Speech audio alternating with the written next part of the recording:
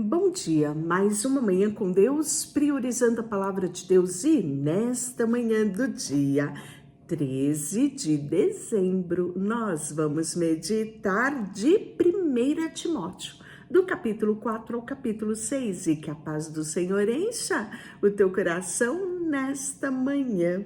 Vamos falar de mais um texto, né? Hoje, claro, nós vamos finalizar o livro de 1 Timóteo, que ele vai até o capítulo 6. Mas amanhã nós temos 2 Timóteo, isso mesmo. Ora, o Espírito afirma expressamente que nos últimos tempos alguns apostarão da fé, por obedecerem a espíritos enganadores. Espíritos enganadores e ensinos de demônios. Olha o que Paulo está falando aqui para Timóteo. Uma realidade que já era muito evidente naquela época. Imagine nos dias de hoje, não é? Pela hipocrisia dos que falam mentira e que têm cauterizado a própria consciência, ou seja, dizem mentira achando que é verdade. Pois bem, que proíbem casamento, exige abstinência de alimentos que Deus criou para serem recebidos com ações de graça pelos fiéis, por quantos conhecem plenamente a verdade. Pois tudo que Deus criou é bom e recebido com ações de graça, nada é recusável, porque pela palavra de Deus e pela oração é santificado. Expondo estas coisas aos irmãos, serás bom ministro de Cristo Jesus, alimentando com a palavra de fé e boa doutrina que tens seguido. Mas rejeita, Timóteo, as fábulas profanas e de velhas caducas, exercita-se pessoalmente na piedade, pois o exercício físico para pouco é proveitoso, mas a piedade para tudo é proveitosa, porque tem a promessa da vida que agora lhe é dada e também a que há de vir. Fiel é esta palavra e digna de inteira aceitação. Ora, é para esse fim que labutamos e nos esforçamos de sobremodo, porquanto temos posto nossa esperança no Deus vivo, no Salvador de todos os homens, especialmente dos fiéis. Ordena e ensina, Timóteo, essas coisas. Ninguém despreze, Timóteo, a tua mocidade. Pelo contrário, torna-te exemplo e padrão dos fiéis, na palavra, no procedimento, no amor, na fé e na pureza. 5 dicas que aqui Paulo dá a Timóteo, para que ele se tornasse um padrão para os fiéis daquela época, e é para mim e para você hoje também válido esse padrão, essa dica de Paulo para nós. Vou repetir para você, tá no capítulo 4, versículo 12. Ser, né, exemplo no padrão, no procedimento. Primeiro, ele fala, né, padrão para os fiéis, na palavra, no procedimento, ou seja, no meu dia a dia, no meu amor, na fé e na pureza.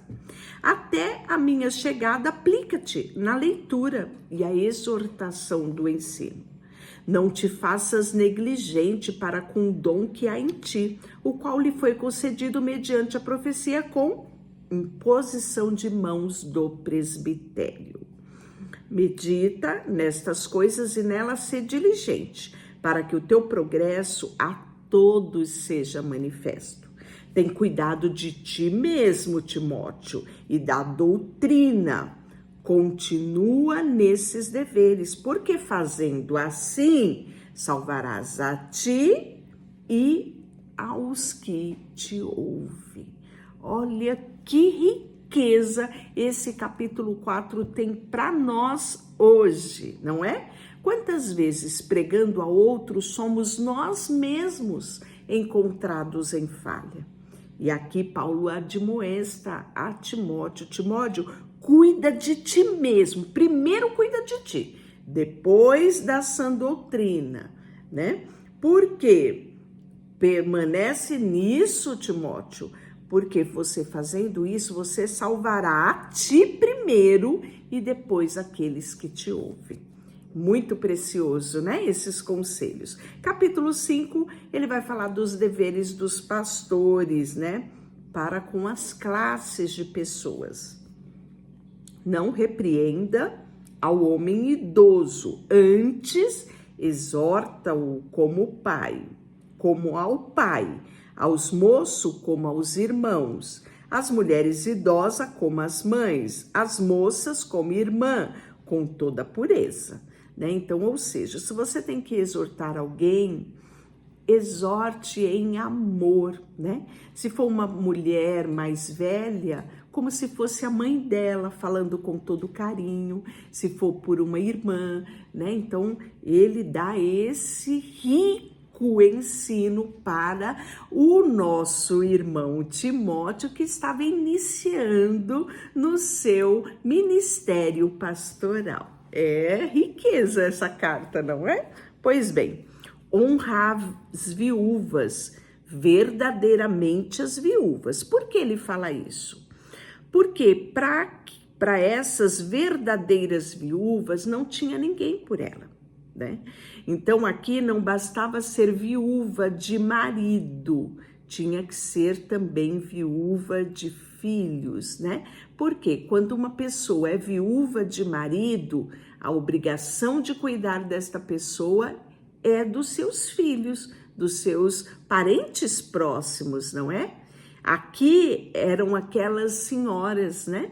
Que não tinha ninguém por elas. Ela não tinha marido, não tinha filhos. Então a igreja, cabia à igreja exercer este cuidado, este amor, este acolhimento para com esta mulher.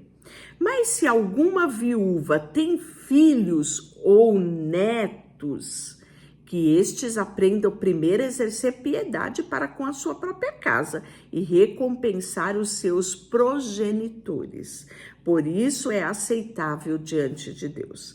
Aquela, porém, que é verdadeiramente viúva e não tem o amparo, espera em Deus e persevera em súplica, oração, dia e noite e dia. Entretanto, a que entrega aos prazeres, mesmo viva, está morta. Prescreve, pois, estas coisas para que sejam irrepreensíveis. Ora, se alguém não tem cuidado dos seus, e especialmente da sua casa, tem negado a fé e é pior do que o descrente. Não seja inscrita, senão viúva, que conte ao menos 60 anos de idade e tenha sido esposa de um só marido. Seja recomendada pelo testemunho de boas obras, tendo criado filhos, exercitado hospitalidade, lavado os pés do santo, socorrido os atribulados, se viveu na prática zelosa de toda obra. Mas rejeita as viúvas mais novas, porque quando se tornam levianas contra Cristo, querem se casar, tornando-se condenáveis por anular o seu primeiro compromisso. Além do mais, aprendam também a viver ociosas, andando de casa em casa, e não somente ociosas, mas ainda tagarelas, intrigantes, falando o que não deve. Quero, portanto, que as viúvas mais novas se casem, criem filhos, sejam boas donas de casa e não deem ao adversário ocasião favorável de maledicência, pois com efeito já algumas se desviaram, seguindo a Satanás. Se alguma crente tem viúva em sua família, se algum crente tem viúva em sua família, socorra e não fique sobrecarregada da igreja, para que possa socorrer as que verdadeiramente são viúvas, né? Então aqui ele traz o encargo da família, né? Suprir as necessidades da sua parentela, dessas viúvas, né? Para que não fique sobrecarregado a igreja e a igreja possa realmente dar atenção àquelas que não têm ninguém por si. Devem ser consideradas merecedoras de dobrados honorários os presbíteros, que presidem bem, com especialidade, os que se afadigam na palavra e no ensino, né? Alguns estudiosos nos falam que esses presbíteros aqui, né? Por isso que Paulo fala dessa forma aqui, que eles devem ser considerados de dobrados honorários, porque eles estão no início do exercício ministerial. Eram pastores aqui em treinamento, onde precisavam ter todo o tempo para se dedicar à palavra, né? Ao ensino. Então, por isso que Paulo dá essa recomendação. Pois a Escritura declara, não amordaças o boi quando pisa o trigo, e ainda o trabalhador é digno do seu salário, né? Então, aqui nós estamos vendo Paulo fazer menção de Deuteronômio 25:4 e também Mateus vai falar sobre isso, Mateus 10:10 e Lucas 10:7.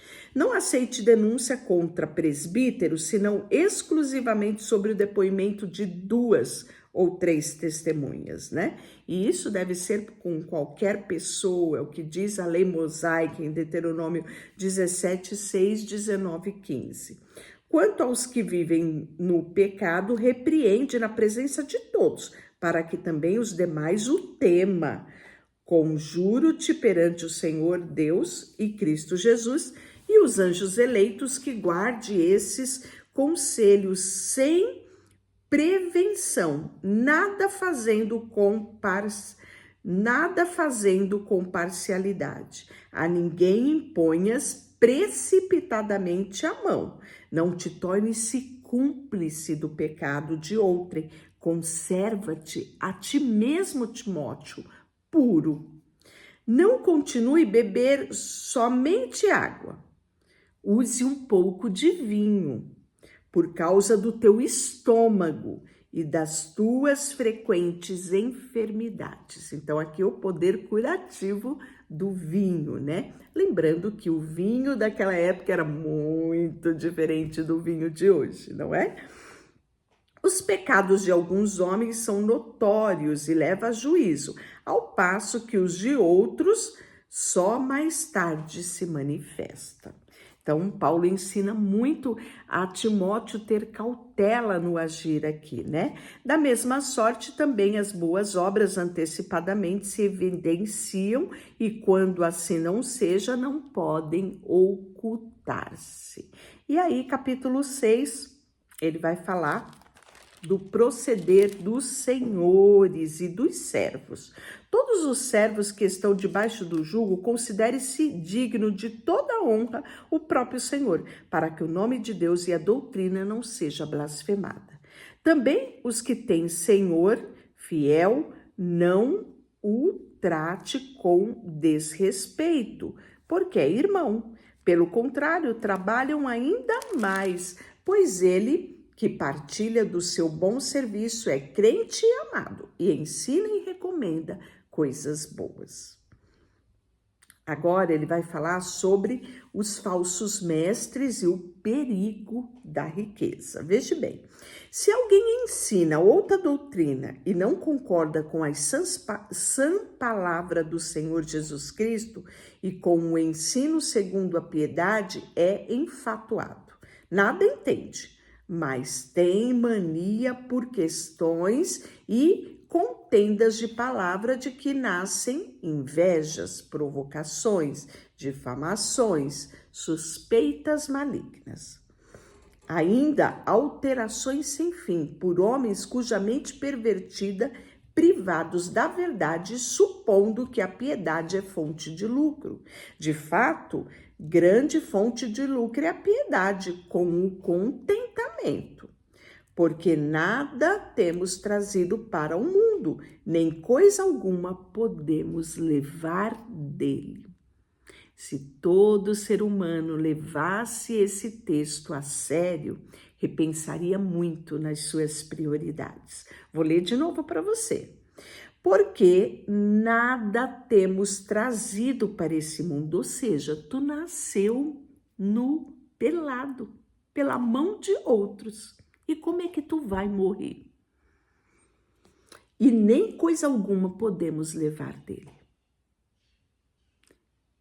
Para o teu sepultamento, outros vão ter que te vestir, e daqui você não levará nada. Pensando nisso, nós podemos realmente repensar em muitas prioridades e deixarmos de lado muitos aborrecimentos. Veja só, tendo sustento com o que se vestir, estamos contentes. O que Paulo está falando? Se contente com o simples, com aquilo que é essencial. E isso é tão sério, porque muitas vezes reclamamos quando temos o essencial apenas. Queremos o luxo.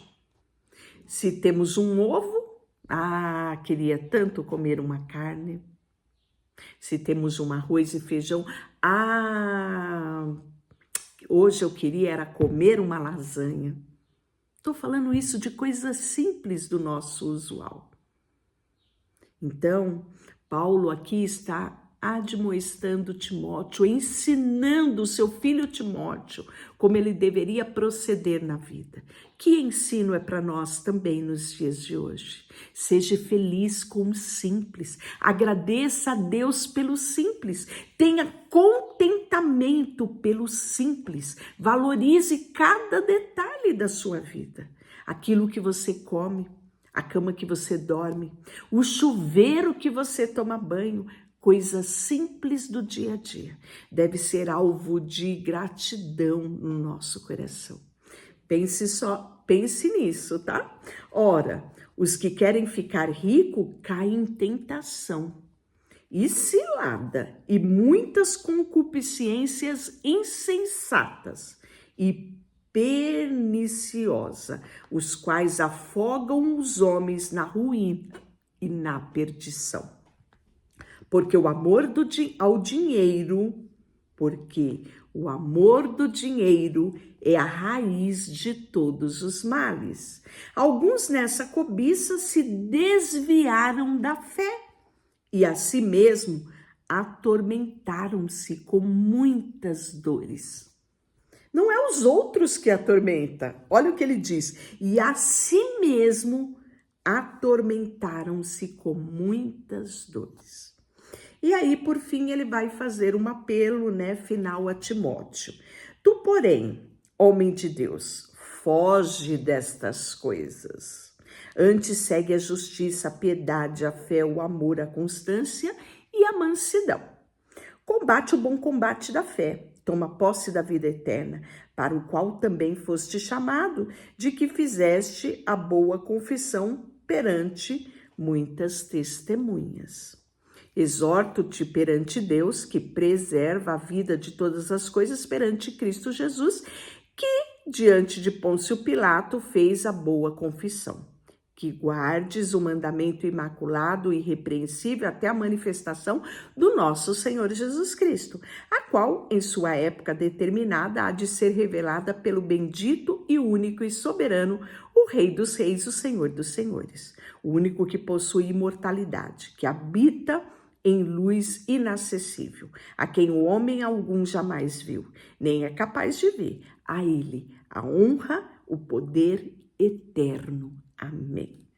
E aí ele vai ainda fazer uma exortação final. Quando você pensa que ele terminou, eu acredito que ele coloca, faz essa saudação a ele, o poder eterno. Amém.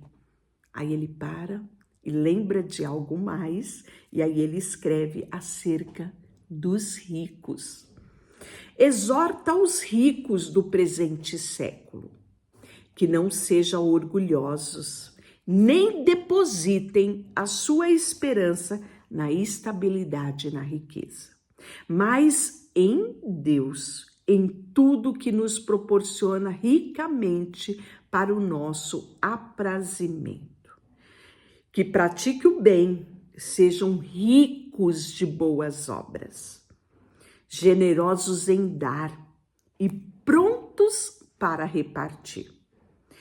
Que acumulem para si mesmo tesouros sólidos, fundamento para o futuro, a fim de se apoderarem da verdadeira vida.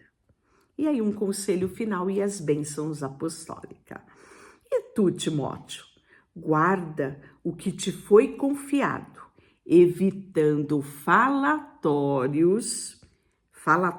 esses inúteis e profanos e as contradições do saber, como falsamente lhe chamam, né?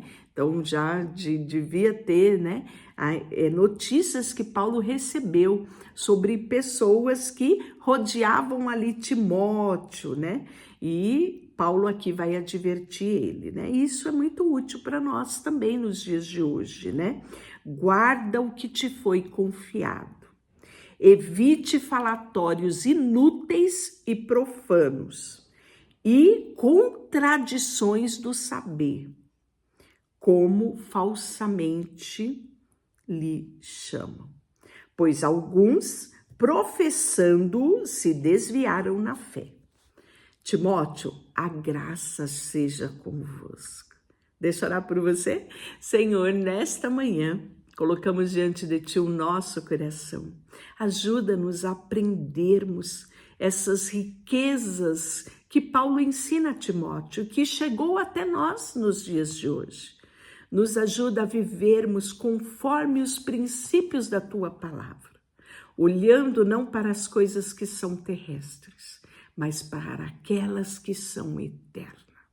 Colocamos diante de Ti tudo o que temos e somos. Em nome de Jesus, amém. Deus te abençoe. Não esquece de curtir esse vídeo, compartilhar com mais alguém. Se não é inscrito, se inscreva. Convide um amigo para se inscrever. Isso é muito importante aqui para o canal. E você é meu parceiro, minha parceira nessa missão de propagar o Evangelho. Deus te abençoe.